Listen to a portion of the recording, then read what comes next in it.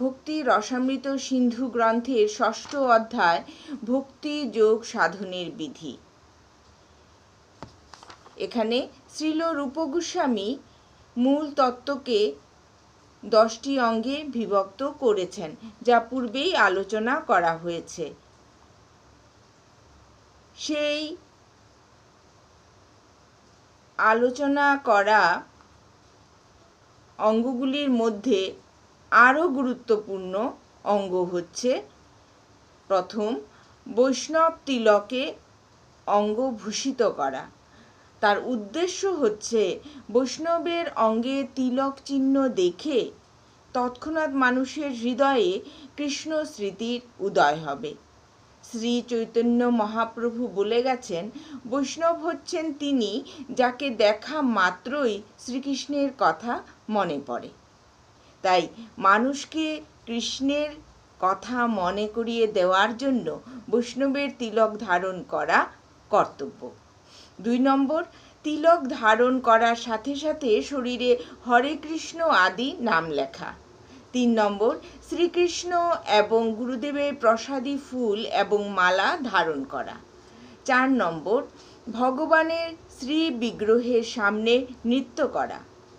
5 নম্বর, ভগবানের শ্রী বিগ্রহ বা শ্রী গুরুদেবকে দর্শন করা মাত্রই দণ্ডবোধ প্রণতি নিবেদন করা। 6 নম্বর, ভগবানের শ্রী মন্দিরে দণ্ডায়মান থাকা।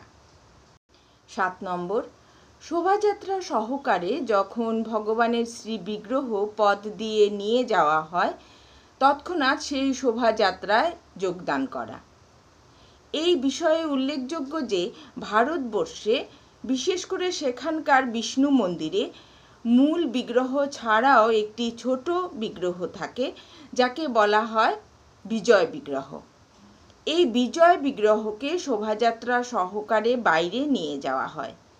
কোনো কোনো মন্দিরে প্রচলিত প্রথা হচ্ছে প্রতিদিন সন্ধ্যাবেলায় অতি সুন্দরভাবে সজ্জিত সিংহাসনে বা পালকিতে করে শ্রী ভগবানের শ্রী বিগ্রহকে শোভাযাত্রা সহকারে বাইরে নিয়ে যাওয়া হয়।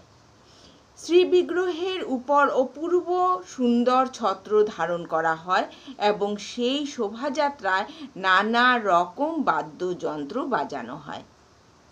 শ্রী বিগ্রহকে যখন রাস্তা দিয়ে নিয়ে যাওয়া হয় তখন ভক্তরা তাদের বাড়ি থেকে বেরিয়ে এসে ভগবানকে নানা রকম ভোগ নিবেদন করেন এবং সকলেই সেই শোভাযাত্রায় ভগবানের অনুগামী হন। সেই দৃশ্য অতীব মনোহর। শ্রী বিগ্রহ যখন বেরিয়ে আসেন তখন মন্দিরের সেবকেরা ভগবানকে সেই দিনের কার্যকলাপের বিবরণ শোনান। তারা ভগবানকে বলেন কত টাকা সংগ্রহ করা হয়েছে এবং কত টাকা ব্যয় হয়েছে।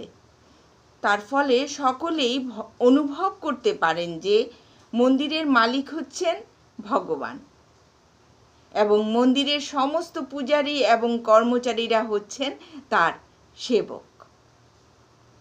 এই প্রথা অত্যন্ত প্রাচীন এবং আজও এই প্রথা প্রচলিত আছে।